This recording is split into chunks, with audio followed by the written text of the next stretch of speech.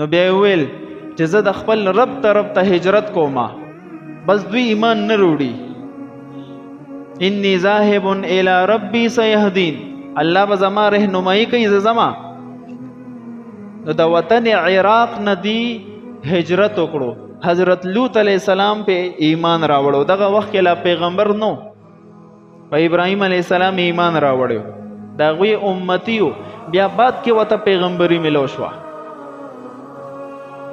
ناغم وسره د عراق نه لاړو د فلسطین ته، الته د کنعان علاقه ده، الته هجرت وکړو.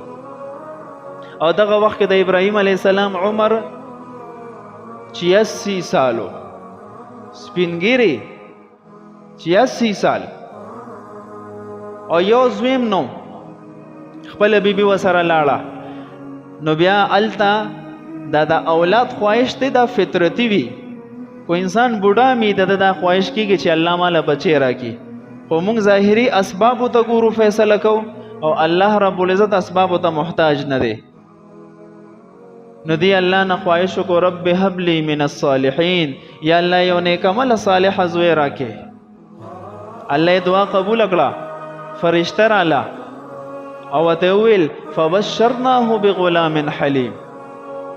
مونږ پښتو کې وایو کنه زیر می در باندې، زیر دې تا ته د الله د طرف نه. تعالی به الله رب العزت یو زوی درکوي. او حلیم، حلیم معنا صبرناک. حلیم هغه سړی ته ویل کېږي چې په مصیبتونو کې دا غبراویږي نه، په مشقتونو کې دا غبراویږي نه، زړور وي، زړور بردبار وي. الله ولا ګوره په داسې عمر کې زوی ورکو. خو چې کله بیا لغون تراخه شو، اولنې ازمایش پیدا وشو. ابراهیم علیہ السلام ته حکم وشو چې د خپل بیبي او د خپل نیازبین بچی دی بوزه ده د فلسطین د کنعان ځمکې نه بوزه، حجاز مقدس ده.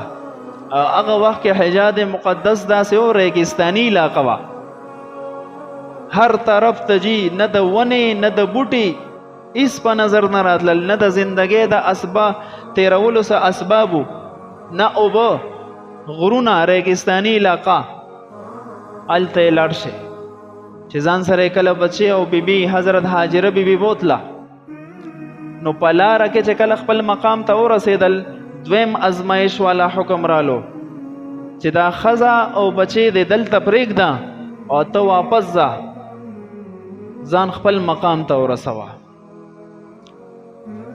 مفسرینو لیکلي دي چې ابراهیم علیه السلام ښځې سره مشوره ونه کړه، د اکه ځای نه واپس شو. بیبي ورپسې د رستو نه آواز وکړو چې ابراهیم علیه السلام چېرته ځې؟ نه کتل ورته. بیبي هوښیاره وه چې یاره دا خو سنجیده انسان دی، د الله د حکم نه علاوه دا یو کار نه کوي، ټیک د الله څه حکم راغلی دی. نو ته आवाज وکړو چې اے ابراهیم علیه السلام د الله په حکم هم دلته پرېږدې، او تصرف وځولو. نو په دغه وخت کې حضرت هاجره بیبي څه فرمایي؟ اذن لا یضیعنا، بس اوس هم الله نه ضایع کوي، چې د الله حکم دی اوس هم نه ضایع کوي.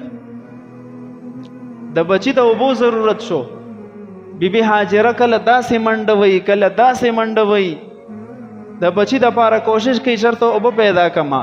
او ماشوم د چې لتې وی دا اوه چکرې چې دی کله پوره کړي، نو په دې خپو کې ورته الله بهترینه چینه راخېجوله چې هغې ته آب زمزم وی.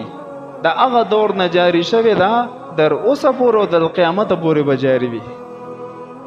او الله ته دا ادا دومره خوښه ده چې حاجیانو ته حکم وشو چې تاسو هم کله حج له لاړ شئ او طواف وکئ، نو تاسو په صفا مروه کې اوه چکرې وهئ، او کله چې دې میلین اخضرین ته ورسېږي شنه لیټونه چې هلته به رمل کوئ، منډه به وهئ. دا د هغه حضرت هاجرې بیبي هغه سنت دی چې حاجیان یې ادا کوي. د دې نه پس چې کله ابراهیم علیه السلام په دې امتحان کې پاس شو، روح البیان تفسیر لیکلی دی چې کله اسماعیل علیه السلام د 9 کالو شو، پلار ډېر خوشحالیږي چې بچی مې د 9 کالو شو، زما مټې دي مټې، دا به زما سره مدد کوي. نو الله رب العزت وته خوب کې ابراهیم علیه السلام ته حکم فرمایلو چې لاړ شو د خپل بچي ذبح کا. ناغه په سبا باندې خپل بچی ته وی اسماعیل علیه السلام ته چې زما بچیا ما بیګا په خوب کې ولیدې انی ارا فی المنام انی اذبحک فانظر ماذا ترى. خوب کې ملي دلې و چې ته مې علالولې سنیت دې سرای دې دا صبر باو کې همت باو کې. ناغي وته جواب کې سوي یا ابت فعل تؤمر ستجدنی ان شاء الله من الصابرین. اے زما بابا جانا چې څنګه د ته حکم شوی دی او مکشان عمل وکا ان شاء الله ته به ما وګوره چې زه به صبر کوم. نو بچی ځان سره روان کړو دا لالولو د پاره.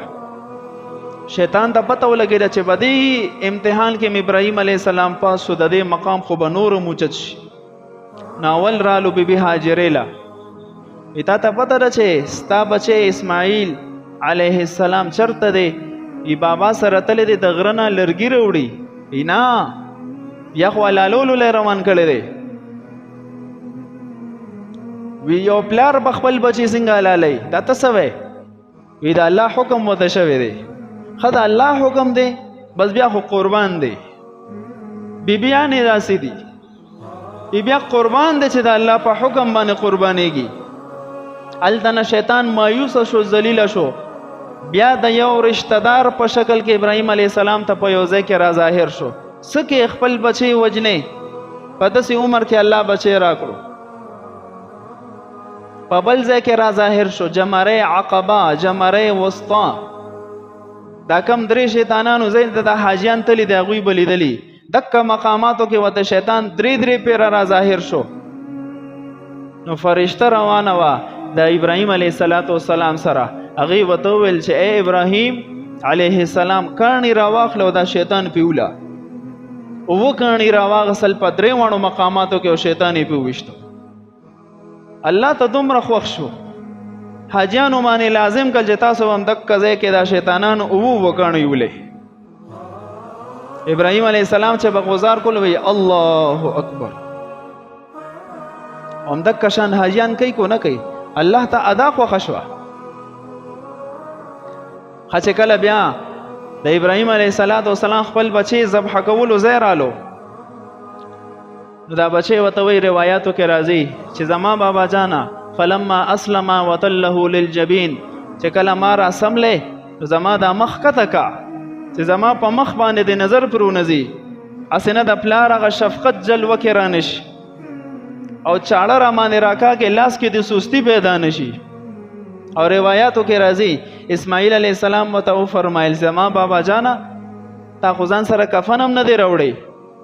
زما دا سپینه کورته زما نه وباسه چې کله ما ذبحه کې نو د هغې نه پس په ما به د سپینه کورته کې بند کې. څومره لوی صبر والا شخصیت.